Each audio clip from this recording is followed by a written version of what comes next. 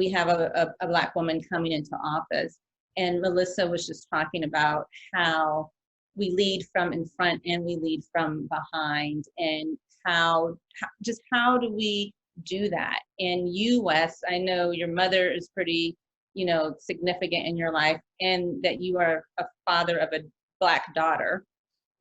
You might have some questions that you might want to ask us, and then you could kind of chill if you like and let us move along with it, or you tell me what you feel comfortable with doing. And I see Anna's on the call too. Nope, I hear you. I was literally trying to get in my car, but no, for sure. I could come up with some questions. Ain't no problem. Women. You women are powerful. So I would like to throw out some questions that can really set the tone. So I think of some questions, even like an icebreaker or something. So I have some tricks up my sleeve. Nice to meet you. I can't see the names on here. Oh, there you have Melissa, so nice and you have Anna. Is it Anna? Yeah. Yes, Anna and Melissa. It's nice to meet you too. Nice to meet you. Hi, Anna. Wes, April. I'm gonna put my camera on. Wes, I just have to tell you, I'm kind of setting you up because Anna is my sorority sister, and we've been friends since we were 18 years old, and I won't tell you how long that's been. Oh and my gosh. Melissa is her sister, and I've known her for a while as well. So we actually have a camaraderie. Oh, man. Yeah, don't feel picked up on. Just feel the love.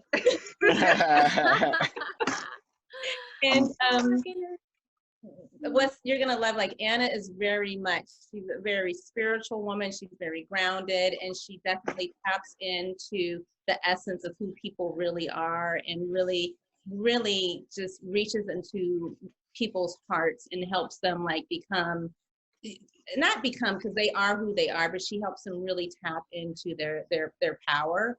And so she, you can really, ask her questions about women empowerment, women in leadership, or, how to help Black women. And she's a survivor and a thriver as well. Melissa too, she's a psychiatrist, she's helped me do many things. And Wes has been in these Clubhouse groups. And it's funny, I turned on this affirmation group that I listen to every so often, and all of a sudden I hear his voice, and I was like, I know who that is. But Anna also is a very grounded, connected, spiritual woman who brings Western medicine and Eastern medicine together. She does EFT, which is tapping. So they have a lot of tools, they have a lot of resources, they know what it means to walk in the shoes. 1 second. I just want to say hi, because I'm gonna cut it back off so I can ride around. But I just wanted to say, hey, it's nice to see you. I didn't want you to be like, oh man, I didn't even get. Nope, it's me. this face you're gonna see. So I'm excited. So go ahead with your drop down, April. You can finish. Nice. Yeah, that's all the details, and we want to talk about the intersectionality of everything. So Lolo wasn't able to be on the call. Wes has a woman that he's connected with, and I'm going to reach out to her to see if she could come in later. But we wanted to talk with her because she is a woman who is doing her thing, and she's, in a wheelchair, and she's such a strong Black woman advocate for Black women and Black women with disabilities. Wes is such a strong advocate for Black people, Black men, and those with disabilities. We want to talk about the intersectionality of biracial women. We want to talk about the intersectionality of colorism. And I think that kind of would give us more than an hour. Yeah, absolutely. And I think, all three of us are college educated, and beyond, and have advanced degrees.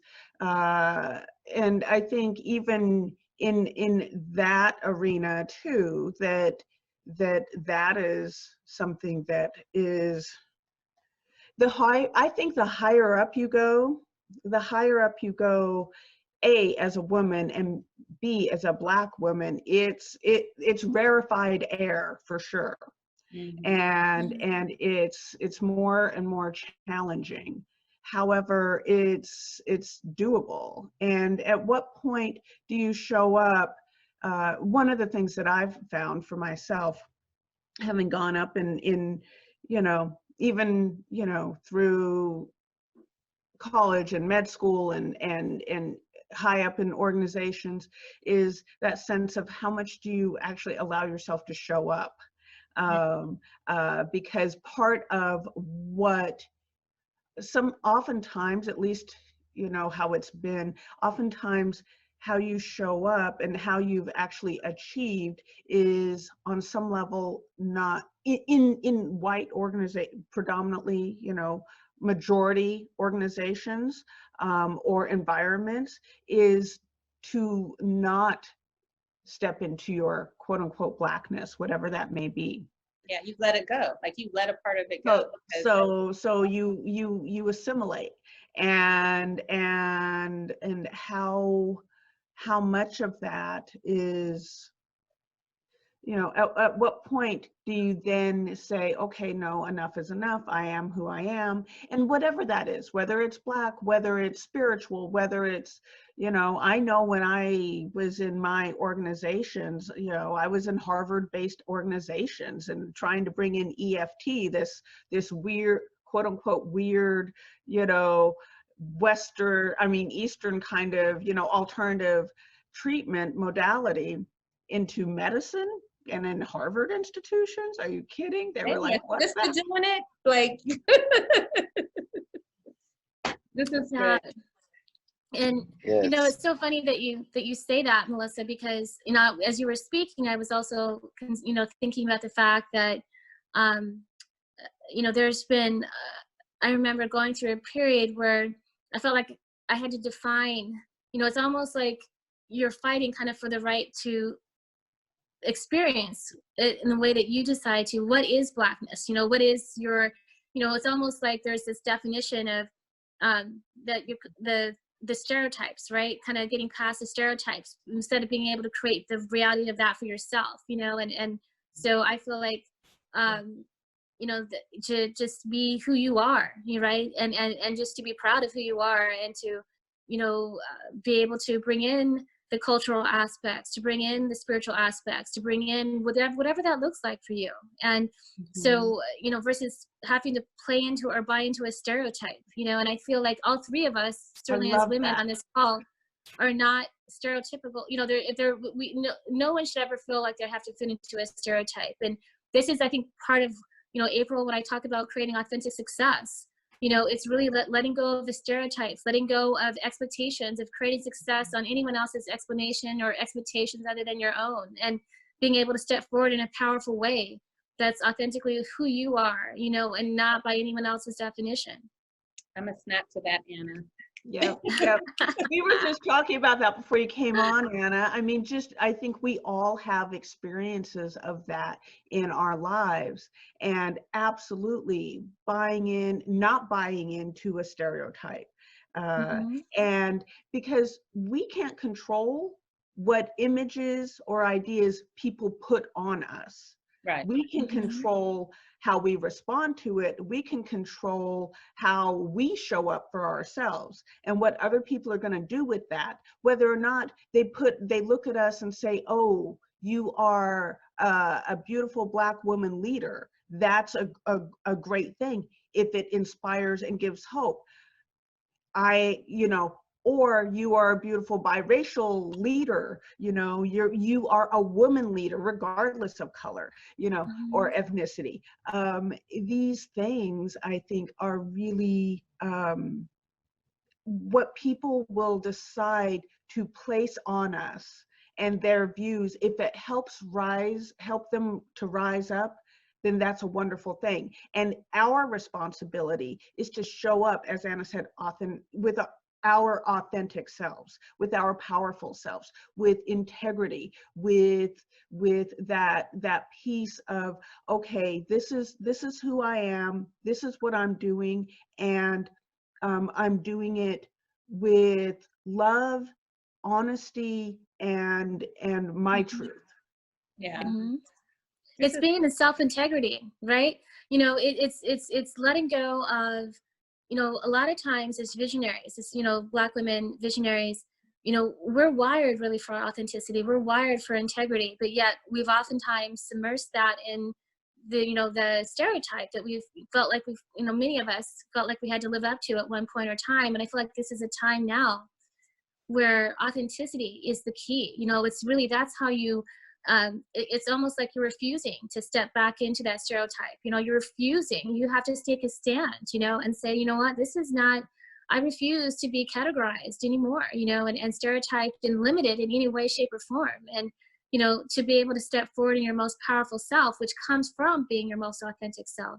That's how we change the world. That's how you know, break stereotypes open. That's how you create the shifts that are needed, you know, in society, so that people are, you know, able to step forward in their most authentic selves, to be of the greatest impact, to be of, you know, the most purpose, most fulfilled selves. And so, yeah. Wes will, you know, come up with some questions for us. And I want to leave you with how, this is Sunday Safe Spaces. So one thing I do want to talk about is how do Black women feel safe in being their authentic selves? And maybe you can ponder on that before Sunday. Because that, I think that is a big issue. Like, are we safe to be true to who we are? And let's, Wes, if you could help guide us with that on Sunday, I think that would be cool. Oh my gosh, that's such a powerful question. Yeah, I love that. I love that. Anybody have any final, Wes, you have any final words?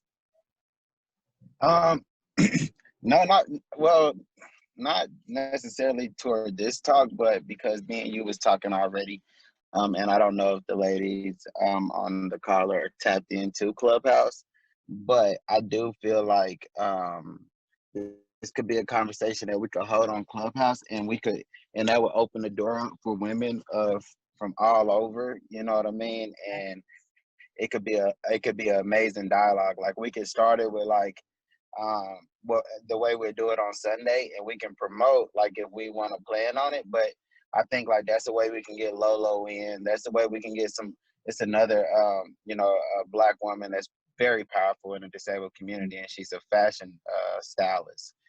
So like, you know, but she speaks a lot about just everything that we're talking about on this call. So that would be my last words, because I believe like these conversations are necessary, and just to get that voice and that dialogue out some more. So, you know, we could talk about it, but you know. Yeah. I'm waiting on an invite. Like, I'll there's invite someone. you, Melissa, and I invite you, Anna, and Wes and I are already on, and he is 100%. When he says all over, it's international. So people are on all over. So 100%, if you are down for that, and there will be 5 people on a call or 500, literally. Right. Yeah, so I sit on them calls all day, all night. It's crazy, but it's amazing though. I've had 5 people literally tell me, Anna, with what you're talking about, this topic of authentic success, you have to be on Clubhouse. You need to get, so I'm going to ask the 4 of you here, because I have to create my room. That's what I'm planning on doing today. You're already on it? Well, no, I've had several people tell me I need to be on it, and they're just waiting to send me the invite. I downloaded the app, and I'm registering now. So I'm either looking at, okay, there's 3 different names, which I think the most powerful one maybe might be Visionary Women Lead or Visionary Women Leaders. Because that's, you know, who I speak to. The other one is Authentic Success, or Creating Authentic Success.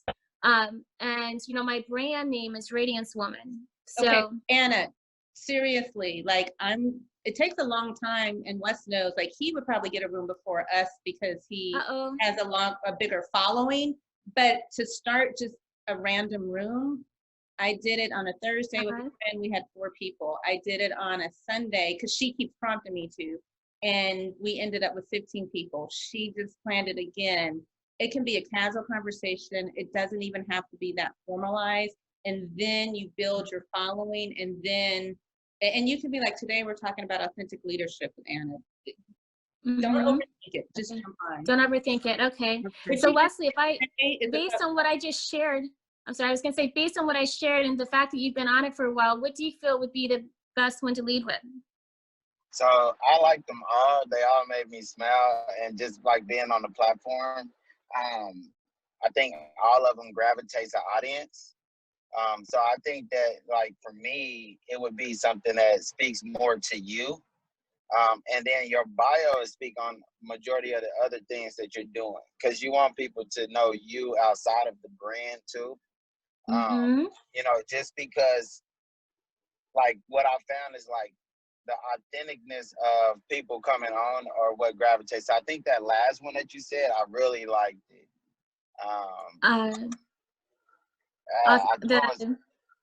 So it was Authentic Success, Visionary Women Lead, or Visionary Women Leaders, and then Radiance Woman. Radiance I like Authentic Success. You like Radiance Woman? So Radiance Woman, I like that just because it would make me curious to see what that meant, and that would make me go to your bio.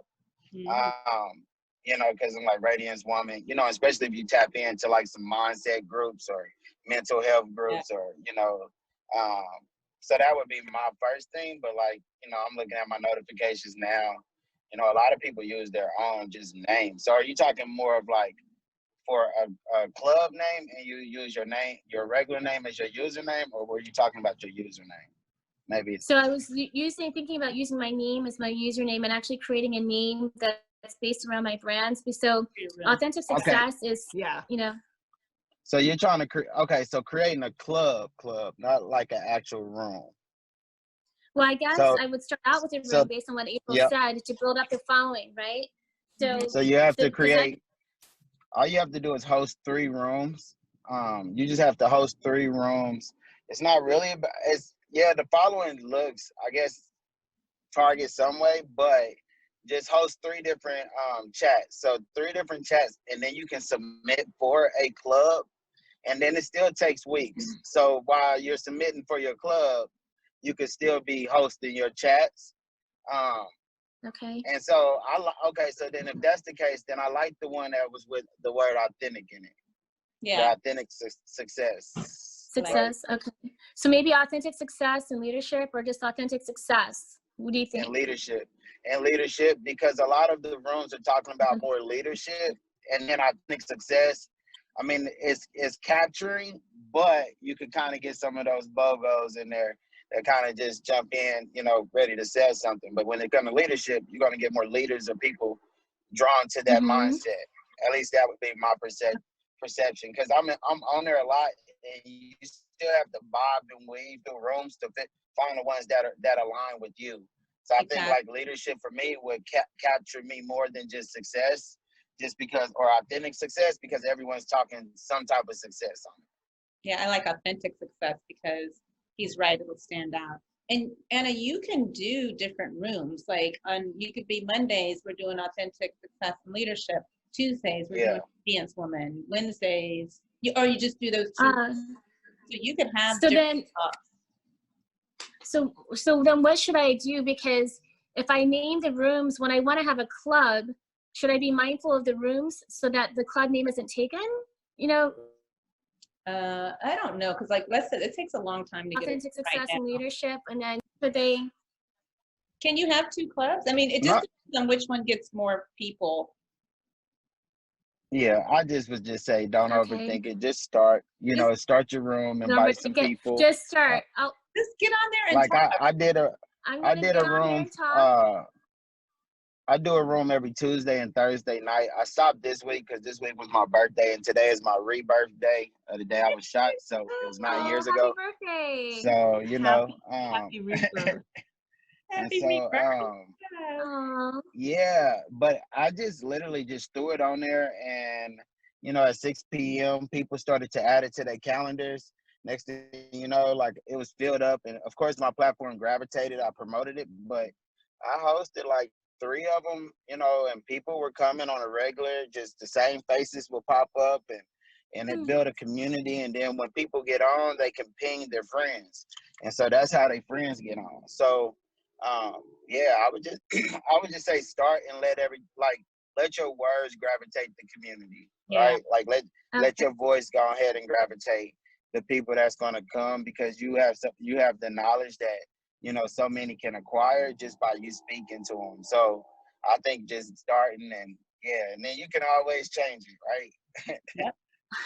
Always change it. Wow, I wasn't sure about the parameters. So do you guys have your name as your username or your house or whatever it is? Do you just have your username?